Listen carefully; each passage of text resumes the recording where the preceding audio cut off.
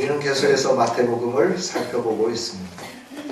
복음서를 통해서 하나님이 이 땅에 오신 메시아를 통하여 우리에게 하신 일들이 무엇이고 우리가 그 메시아 안에서 어떤 은혜를 누리는 건가, 이것들을 알기를 원하고, 그래서 우리의 일생 동안 예수님을 떠나지 않는 참된 은총과 복 안에 머무는 복 있는 성도들이 되기를 원하셔서 하나님은 복음서를 우리에게 허락해 주셨죠. 오늘 말씀은 12절부터 잠깐에 있는 말씀, 16절까지 있는 말씀은 어쩌면 대통령이 당선되고 난 다음에 새로운 대통령이 집권하기 전에 인수위원회를 구성하고 그리고 모든 사역을 준비하는 것과 같은 그런 내용으로 기록이 되어 있고, 17절부터 이하에 있는 말씀은 이제 드디어 대관식을 하고 난 다음에 그 나라의 정체성, 강령에 대해서 말씀하시면서 함께 일해갈 일꾼들을 세우시고 그 나라에서 일어나야 할 일들, 그 나라는 어떤 나라가 되는가 하는 부분들을 우리에게 말씀을 해주고 계시는 거죠.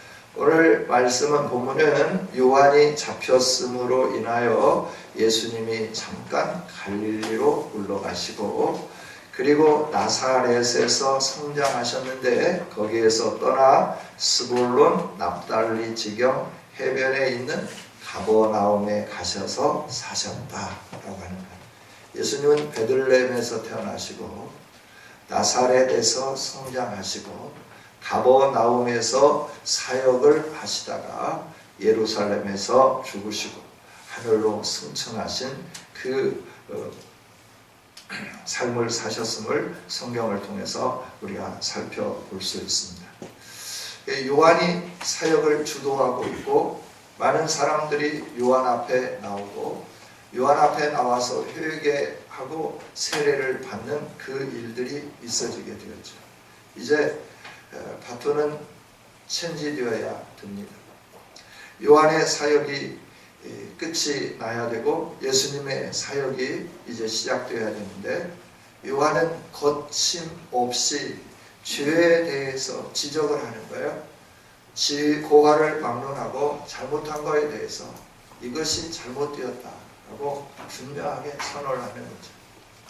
이 헤롯 왕이 자기 아우의 아내였던 헤로디아를 아내로 뺏어오리는 거죠. 이걸 보면서 요한은 그냥 있을 수가 없었어요. 그래서 헤롯을 향하여서 직격탄을 날리는 거예요. 당신이 유대의 왕으로서 이런 일을 행하는 건 하나님 앞에 죄악입니다 라고 선언을 했죠.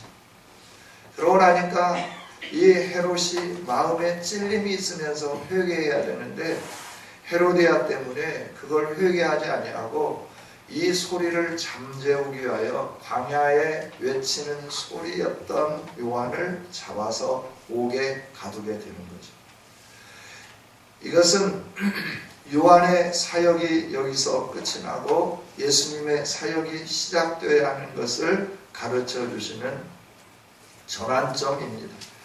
그래서 예수님이 그 소식을 들으시고 갈릴리로 잠깐 물러가시는 거죠.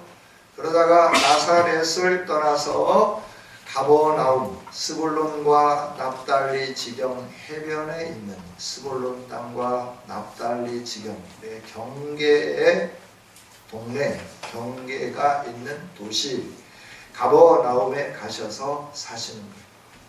가버나움에 가셔서 사셨는데 이렇게 예수님이 하신 일은 14절에 있는 말씀을 보니까 선지자를 통하여 하신 말씀을 이루려 하심이라 라고 말씀을 하시죠.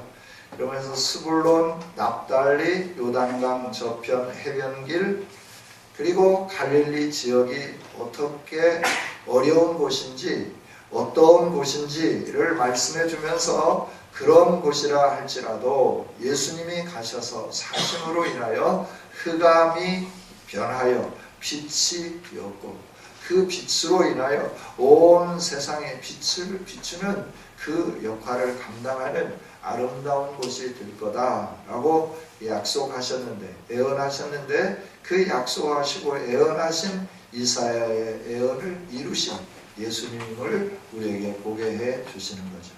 여러분, 우리들이 혹 스불론 땅, 납달리 땅, 요단강 저편, 해변 길과 같은 이방의 갈릴리처럼 취급받는 사람이라 하더라도, 우리가 흑암에 앉아 있는 백성이었을지라도 큰 빛 되시는 예수님을 보고 예수님이 우리와 함께 하신다고 하면, 그 빛이 비춰진다고 하면 우리의 삶은 새로워지고 우리의 삶은 놀랍게 변화되는 줄 믿습니다.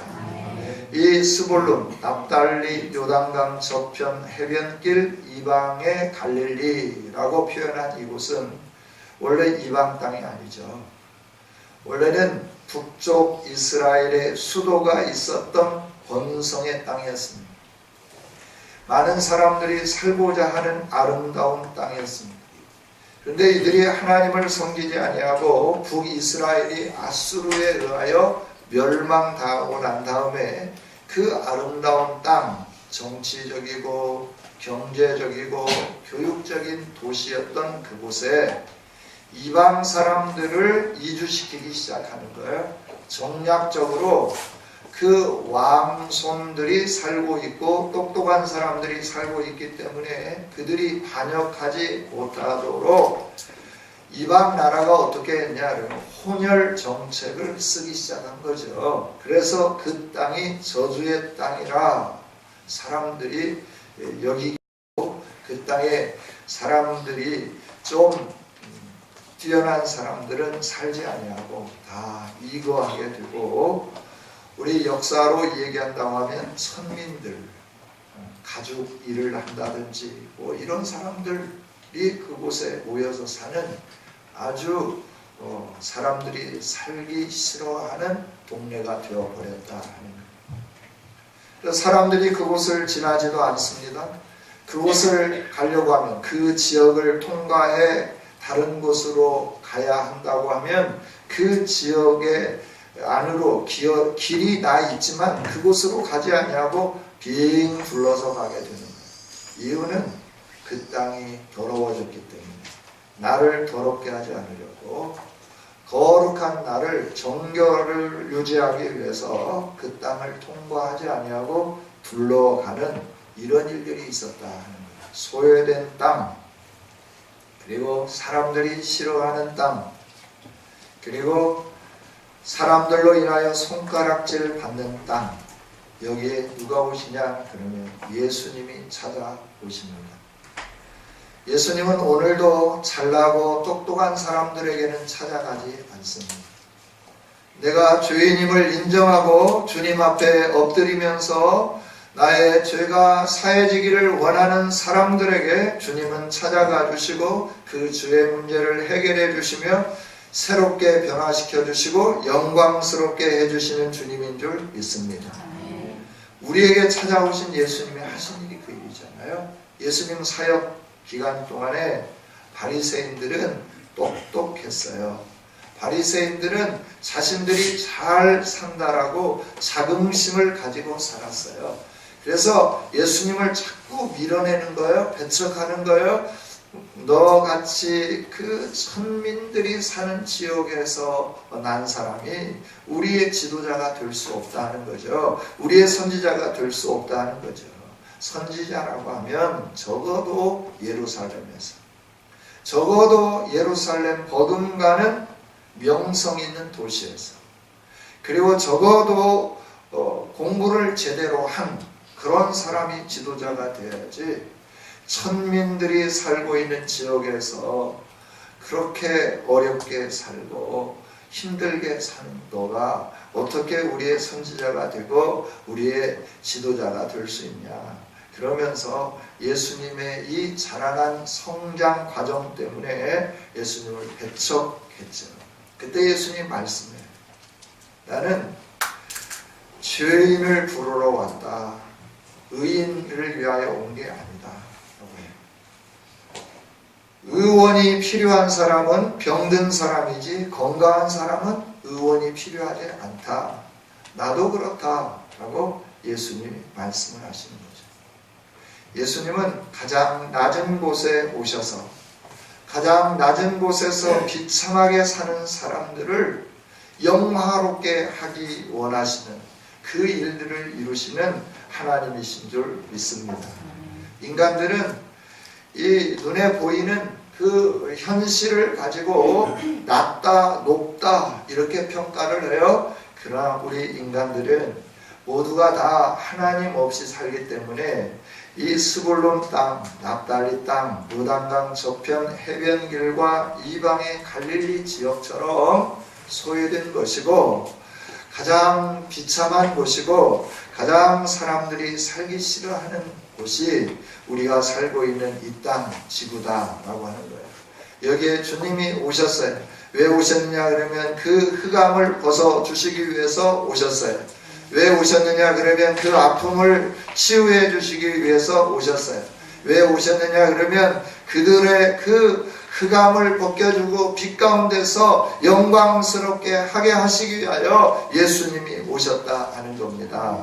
할렐루야. 이 예수님을 우리가 영접하고 이 예수님과 함께 살면 우리의 과거의 삶은 새로워지고 온전해지고 하나님으로 인하여 영화로워지게 되는 줄 믿습니다.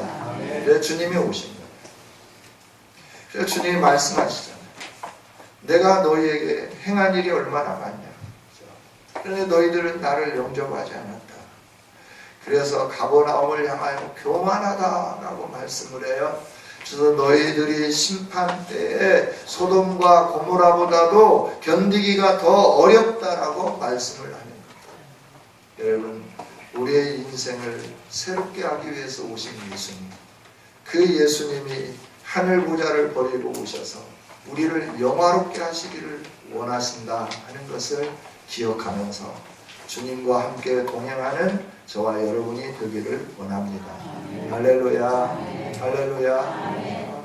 세상에 뭘 가져야 우리가 빛나고 영광스러울 것으로 생각해요. 이건 세상이 말하는 거예요. 세상이 말하는 거는 어둠 속에서 말하는 거기 때문에 참 진리가 아니에요. 참 진리는 하나님이 말씀하는 것이죠. 참 진리는 성경이 말씀하는 것이죠. 여러분, 저와 여러분이 하나님이 이렇게 큰 빛을 비추시기 위하여 예수님을 보내셨다고 하는 사실 감격스럽지 않습니까?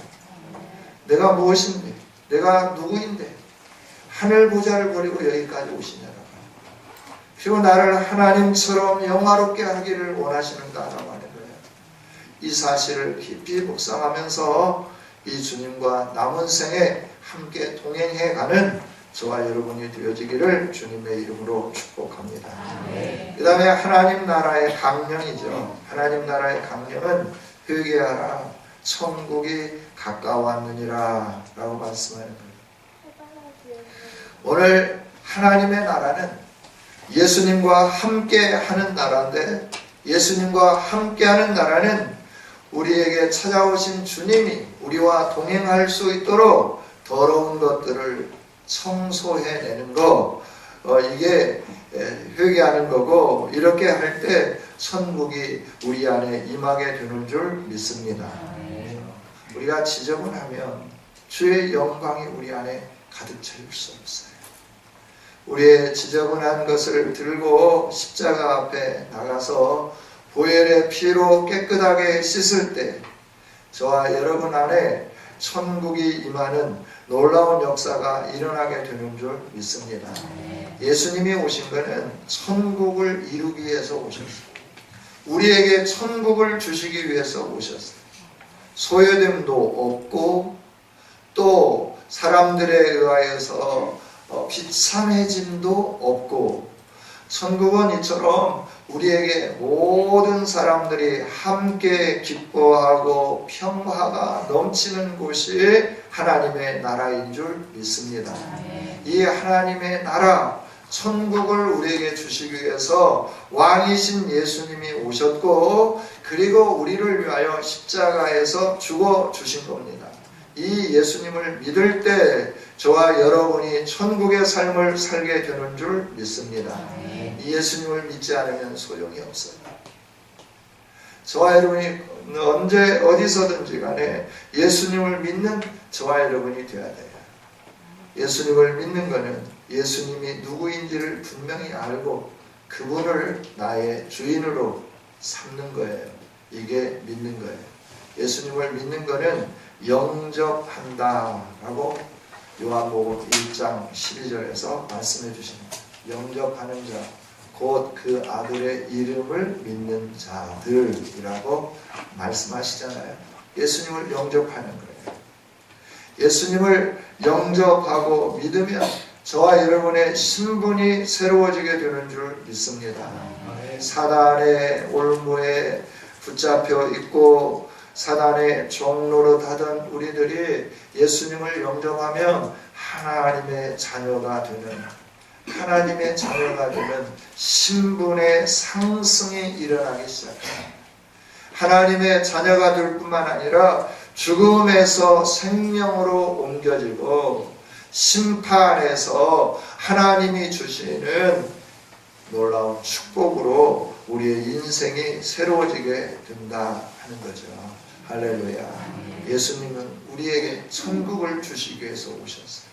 이건 기쁜 소식이잖아요. 복음이잖아요. 그래서 이 복음을 들고 산을 넘는 자들의 발이 아름답다라고 말씀을 해주는 거예요. 이 복음이라고 하는 단어가 원래는 로마에서 사용되었던 단어잖아요. 이 단어의 뜻은 뭐냐 그러면 국가적으로 전 국민이 들어야 할 좋은 소식이다 라고 하는 의미예요. 그러니까 로마의 황제가 이제 생일을 당했다든지 아니면 로마의 황제가 아들을 낳았다든지 이건 전 국민 국가적으로 들어야 할 좋은 소식이다. 그래가지고 이 소식을 빌려서 로마가 통치하는 모든 지역에 전령들을 보내는 거예요. 이 전령들이 이 소식을 증거하기 위하여 강을 넘고 산을 넘는 거죠. 그래서 그들의 발이 복되다라고 하는 것은 이 일들을 다 마치고 나면 황제로부터 큰 상을 받게 되는 거죠. 여러분, 예수 그리스도의 오심은 로마 황제의 생일이 왔다라고 하는 소식보다도 로마 황제가 아들을 낳았다고 하는 소식보다도 전 세계가 전 국민이 들어야 할 참된 복된 소식인 줄 믿습니다. 왜냐하면 모든 죄악에서부터 심판에서부터 건져냄을 받으면서 영생의 복을 누리기 때문에 이 소식은 기쁜 소식이 되는 거예요. 여러분, 저와 여러분이 예수님이 왜 오셨나? 우리에게 천국을 주시기 위해서 오셨다. 이 땅에 천국이 이루어지게 하기 위해서 오셨다 하는 것을 기억하면서 예수님과 함께 동행하면서 천국을 누리는 저와 여러분이 되기를 원합니다. 아멘. 이 천국을 누리기 위해서는 강요들이 필요하죠. 나라를 세워가고 통치를 하려고 하면 자기와 함께 자기의 통치 이념에 합당하게 일할 수 있는 강요들이 필요하다라고 하는 거예요. 예수님도 혼자 일하시지 않았어요. 많은 무리들과만 일하시지 않았어요. 예수님을 따르는 많은 무리들이 있었습니다. 그들 가운데 예수님은 특별히 12를 택하셨어요. 그리고 그들에게 사도라라고 하는 이름을 주시고 그들과 함께 천국을 이루어가기를 원했고 그들을 통하여 천국이 계속적으로 이 땅에 성취되고 증거되고 선포되기를 원하셨다 하는 거죠. 여러분, 하나님의 나라는 하나님이 부르신 하나님과 함께 해 가야 할 이 제자들과 더불어 세워지는 나라인 줄 믿습니다. 여러분은 많은 무리처럼 여러분의 필요만을 위해서 예수님을 따르실 겁니까? 아니면 하나님 나라를 위하여서 주님이 원하시는 통치의 원리에 합당하게 생활하면서 다른 사람들을 깨우고 다른 사람들을 세우고 다른 사람들에게 이 천국의 기쁨을 증거하는 강요로서 예수님을 따르기를 원하십니까? 우리가 국가에서도 그렇잖아요. 국민으로서 사는 삶은 어떤 삶이죠? 세금 내고 국가에 의무하고 이걸로 그치죠. 그러나 강요가 되면 어떻게 되나요? 영광을 얻게 되고, 세금은 똑같이 내지만 영광을 얻게 되고 명성이 있잖아요. 그리고 왕의 대통령의 통치 철학에 합당하게 잘하는 사람들에 대해서는 훈장도 받잖아요. 세상에서 이 모든 것들을 보여주시면서 주님이 말씀하시는 거예요. 나를 따르라 라고 말씀합니다. 여러분, 저와 여러분이 주님의 명령에 의해서 나를 따르라는 주님의 음성에 합당하게 반응하면서 주님 앞에 헌신하는 아름다운 성도들이 되기를 원합니다. 하나님 나라는 이렇게 헌신된 자들과 함께 세워져 갑니다. 함께 따르는 많은 무리들도 필요하지만 정말 하나님 나라를 위하여서 하나님 나라가 열방 가운데 온전하게 이루어질 수 있게 하는 일은 예수님으로부터 부름을 받은 12 제자들을 통하여 이루어졌다 하는 거죠. 오순절 성령이 강림하고 120명이 성령 충만함을 받았습니다. 성령 충만함을 받고 난 다음에 사도행전의 역사가 기록되어져 가고 있는데 예수님이 부르시고 회개와 천국에 대해서 선포하는 일꾼들로 그 많은 사람들이 세워졌는데 실질적으로 사역하는 사람들은 하나님으로부터 예수님으로부터 세워진 사도들 이외에 다른 사람들은 없더라라고 하는 거죠. 물론 스데반 집사님이 설교하고 복음을 증거했어요.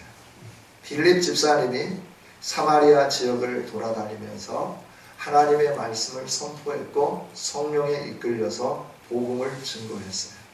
나머지는 베드로를 통하여서 야고보를 통하여서 바울 사도를 통하여서 교회가 세워지고 또 하나님 나라가 건설되어져 가는 것을 저와 여러분에게 보여주셨죠. 물론 무명의 그리스도인들이 헌신하고 수고했어요.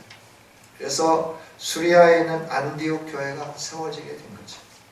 그래서 그 교회가 기점이 되어서 전 세계에 복음이 증거되는 전초기지가 되었고 선교사들을 파송하고 선교사들을 한 가정뿐만 아니라 두 가정 계속해서 선교사들을 보냄으로 인하여서 그 안디옥 교회를 통하여서 서방이 복음화되기 시작했고 아시아가 복음화되기 시작했음을 우리는 성경을 통해서 분명히 보게 되는 거죠. 여러분, 저와 여러분이 하나님이 부르실 때 나를 따라오라 라고 말씀할 때 우리들이 기꺼이 모든 것들을 내려놓고 주님 아름다운 성도들이 되기를 원합니다. 이 수고는 헛된 수고가 아니기 때문에 그렇습니다. 그래서 바울 사도가 고백하는 거예요. 내가 주님을 따르는데 나머지 것들이 걸리석거리지 않도록 걸림돌이 되지 않도록 내가 다 버린다 라고 말씀합니다. 그리고 오직 내 안에 예수님만 발견되기를 원하고 또 내가 계속해서 기도하고 진력해 가는 것은 내가 복음을 증거하고 난 다음에 나는 멸망당하고 다른 사람들만 구원받지 않기 위하여 다른 사람도 구원받고 나도 구원받는 자가 되기 위하여 말로만이 아니라 나의 삶 전체를 하나님께 드리고 예수님께 드리고 나머지 모든 것들은 다 배설물처럼 여기면서 나는 뒤도 돌아보지 아니하고 오직 주님이 부르신 부름의 상을 향하여 끝까지 전진해 간다. 내가 뭘 이루었다. 사람들처럼 자랑하면서 나는 이런 사람이야. 내가 이렇게 했어 라고 말하지 않고 오직 뒤의 것은 다 잊어버리고 앞의 것을 잡으려고 표대를 향하여 달려간다 라고 고백하는 거죠. 주님을 따른다고 하는 것은 바로 이런 삶이 아닌가 생각을 해봐요. 우리가 주님 안에서 발견되고 주님으로 인하여 더 큰 상을 얻기 위하여 이 세상에 잠깐 주어진 모든 것들을 잠깐 내려놓는 삶, 이것이 주님을 따르는 삶인 줄 믿습니다. 하나님의 나라는 이처럼 헌신된 자들을 통하여 이 땅 가운데 이루어져 가는 겁니다. 하나님 나라를 위하여 우리가 희생하고 헌신하고 나갈 때 주님은 그냥 두시지 않죠. 나라를 위하여서 수고하고 애쓴 분들에 대해서 국가가 그들에 대한 정당한 예우를 갖춰주는 걸 보게 되죠. 세상을 떠나도 그들을 향한 영원한 기림, 그래서 그들을 통하여서 이 나라가 어떻게 세워졌고 위기 속에 어떻게 보호되었는가 하는 것을 후대의 많은 사람들이 볼 수 있도록 계속해서 그걸 나타내 보이지 않아요? 수고한 그분들에 대해서 이름을 온 국민들이 알 수 있도록 계속해서 알리고 또 알리는 거예요. 여러분, 주님을 위하여 희생하고 헌신하고 주님이 그 일에 대해서 그래 수고했다 한 번으로 그치는 게 아니라 예수님 머리에 예수님 발에 옥합을 깨뜨렸던 여인처럼 이 복음이 증거되는 곳마다 이 여자의 이름이 증거되기를 원하노라 하셨던 것처럼 주님의 부르심 앞에 순종하며 나를 따라오라 라고 하는 주님 앞에 모든 걸 내려놓고 나가는 저와 여러분이 된다고 하면 우리의 이름은 천국에서 해처럼 빛나게 되는 줄 믿습니다. 이 세상에서도 빛나게 될 줄 믿습니다. 우리 하나님은 분명하게 역사해 주십니다. 언제 그 영화를 함께 보기를 원합니다. 주광주 장로님과 또 주기철 목사님의 아들 목사님들 그 후예들 주광조 주기철 목사님 아들의 그의 선택, 주기철 목사님을 선택하고 그리고 그 아들들에게 어떤 은혜가 주어졌는지 우리 함께 영화를 한번 보기를 원하는데요. 여러분들이 우리가 주님을 위해서 희생하고 헌신하면 이 세상에서는 많은 것들을 잃을 수 있어요. 많은 것들을 포기해야 할 수 있어요. 그러나 하나님 나라에서는 영광이 주어지게 됩니다. 주님이 말씀하시잖아요. 네가 나를 위해서, 네가 하나님 나라를 위해서 부모를 버렸느냐, 전토를 버렸느냐, 너의 모든 걸 다 버렸느냐, 내세 영생을 얻지 못할 자가 없고 금세 100배나 얻지 못할 자가 없느니라. 할렐루야. 이건 그냥 지나가시다가 심심해서 하신 말씀 아니에요. 저와 여러분이 주님의 나라를 위하여 희생하고 헌신한다고 하면, 포기한다고 하면 이 땅에 사는 동안 100배나 더하는 복이 주어지게 되겠다 약속을 해주셨어요. 살아계신 하나님이 하신 말씀이에요. 살아계신 하나님이 하신 말씀이에요. 저와 여러분에게 주신 말씀이에요. 그런데 우리는 늘 불안해요. 내가 이걸 드리면, 내가 이렇게 쓰려고 뭐 하는 건데 이걸 내가 주님께 드린다고 하면, 그러면서 굉장히 두려워하게 되는 거죠. 때가 들면 우리가 드린 것에 100배로 돌아오는, 금세 돌아오는 열매를 따게 되는 은총이 주어지게 되고 내세 영생을 누리는 이런 축복이 있어지게 되는 줄 믿습니다. 그래서 주님이 부르시는 나를 따라오라 말씀합니다. 무리가 되지 마라, 청중이 되지 마라, 네가 주인공이 되었으면 좋겠다, 네가 나와 함께 하나님 나라를 이루는 자가 되었으면 좋겠다 라고 말씀합니다. 주님을 따르며 하나님 나라를 위해서 일하는 우리에게 주님이 뭘 가르쳐 주느냐 하면 너희가 사람 낚는 어부가 될 수 있게 한다 라고 하는 거예요. 하나님 나라에 대해서 가르치시고 선포하시고 하나님 나라의 역사가 무엇인가를 나타내 보여주신 거죠. 제자들을 그렇게 부르시면서 사람들이 죄악 가운데 멸망당해야 되는데 너가 그들 한 사람 한 사람을 멸망의 길에서부터 옮겨놔서 생명의 길로, 심판과 저주의 자리에서부터 옮겨서 하나님이 주시는 상급받는 길로 올라갈 수 있도록 어떻게 전파하고 어떻게 선포하고 어떻게 가르치고 어떻게 하나님 나라를 이루어야 할 것인지를 내가 너에게 하나하나 보게 하고 알게 하고 가르쳐 주겠다, 이렇게 말씀해 주시는 거죠. 할렐루야. 저와 여러분이 주님을 따르면 사람 낚는 어부가 되게 되는 줄 믿습니다. 오늘 여기 보니까 그들이 그물을 버려두고 예수를 따랐다 그랬어요. 누굽니까? 갈릴리 해변의 두 형제입니다. 베드로라 하는 시몬과 그의 형제 안드레였습니다. 그 다음에 좀 더 나가서 세베대의 아들들이었습니다. 야고보와 그 형제 요한이었습니다. 이들은 배에 그물을 깃고 있었습니다. 그물을 깃고 있었다라고 하는 것은 이제 그물을 기어가지고 어휴기가 되어서 그 고기를 많이 잡을 그때에 나가서 고기를 많이 잡기 위하여 배도 손질하고 그물도 이렇게 손질을 하는 거예요. 그리고 베드로와 안드레는 좀 부지런해가지고 일찍 그물을 손질하고 이게 제대로 그물이 되었는지 내리고 그물을 올리고 이런 것들을 행한 것이고, 또 세베대와 그 아들들은 지금 그물을 깃고 있는 거예요. 어찌됐든지 간에 이들을 부르니까 이들이 20절 22절 우리 함께 같이 읽어보겠습니다. 같이 읽습니다. 시작. 그들이 예수를 따르니 그들이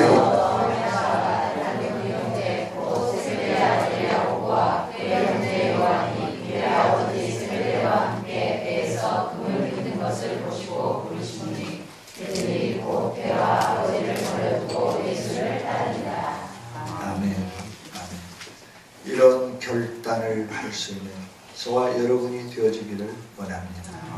영원한 것을 위하여 주님이 우리에게 말씀해 주십니다. 그러면서 하나님 나라가 어떤 것인가를 23절부터 가르쳐 주시죠.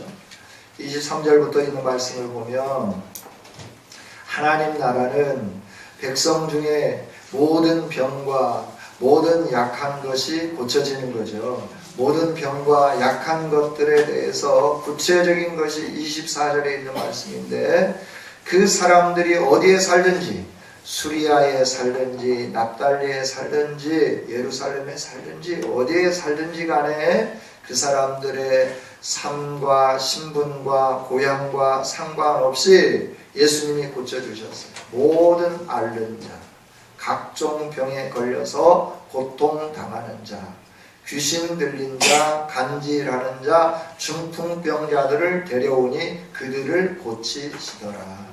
할렐루야. 이게 천국이에요. 천국은 치유예요. 천국은 회복이에요. 천국은 온전의 짐입니다. 우리 주님이 오신 것은 이 천국을 저와 여러분에게 주기 위해서 오셨고, 이 천국이 우리 시대에 끝이 나지 아니하고 다음 세대에 계속 이어지고, 우리만이 아니라 주변에 있는 모든 사람들에게 계속 전파되고 그들도 이 천국 안에 함께 영광을 누릴 수 있도록 하기 위하여 오늘 많은 무리를 원하시는 게 아니라 제자를 부르고 계신다 하는 거예요. 예수님이 사역을 시작하시면서 자기와 함께 일할 사람들을 찾으셨던 것처럼 오늘도 예수님의 이 사역이 중단되지 아니하고 계속 전진되어져 갈 수 있도록 함께 일하실 일꾼들을 찾고 계시는데, 저와 여러분이 주님의 부르심 앞에 주님 제가 여기 있습니다, 저를 써 주옵소서 라고 고백하며 일어설 수 있는 아름다운 성도들이 되어지기를 원합니다. 주님은 천국의 기쁨을 주실 줄 믿습니다. 우리의 헌신한 것에 대해서 100배로 채워주시는 복으로 함께해 주실 줄 믿습니다. 그리 아니하신다 하더라도 영원한 하나님 나라가 있기 때문에 우리가 헌신하며 나가야 할 줄 믿습니다. 기도하겠습니다. 하나님 감사합니다. 주님이 사역을 시작하시면서 하나님의 나라 영광이 무엇인가 하는 것들을 보여주시고 그 하나님 나라 영광을 위하여 함께 일할 사람들을 선택하시고 그들과 더불어서 하나님 나라를 이루어가시는 것을 우리로 하여금 보게 하시면서 이 시대에도 하나님 나라를 위하여서 이런 일꾼이 필요하다 말씀하여 주시니 감사합니다. 주님, 저희들이 주여 제가 여기 있습니다. 나를 받으시고 써 주소서라고 고백하는 아름다운 성도들이 되게 하여 주옵소서. 우리를 사랑하신 주님, 이 말씀이 우리의 신비에 새겨지고 이 말씀으로 인하여 참된 그리스도인이 되고 하나님의 영광을 드러내는 복 있는 성도들로 서가게 하여 주옵소서. 예수님 이름으로 기도하옵나이다.